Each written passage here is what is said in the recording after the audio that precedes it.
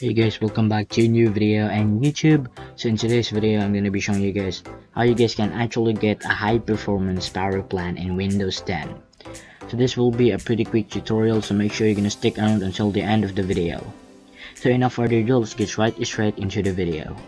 So the first thing you guys need to do is you need to go into a search icon. And then the next thing you need to do is you're going to type in CP. Or it stands for control panel. The next thing you guys need to do is you're gonna click into the open.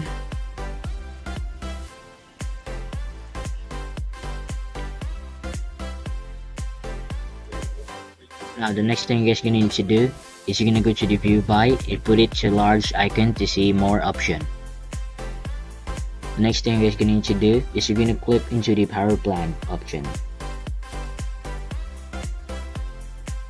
In here you will see here high performance. If you don't have high performance, click on show additional plans. And if you still didn't see the high performance, then let's create you a new one. The next thing you need to do is click on create a power plan. In here put it to high performance. And then put the plan name into whatever you want. So the next thing is to click on next. And click on create.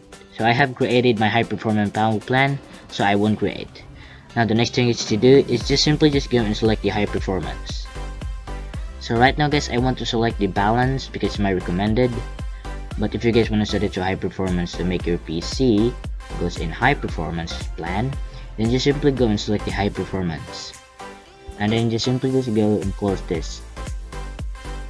So that is how simple it is to change your power plan from balance or Acer or whatever power plan that you have selected, or the default power plan. So that is how you set it to high performance, and that is how you create a high performance power plan if you don't have it. I hope the video helped, and I will see you guys in the next video. Peace out.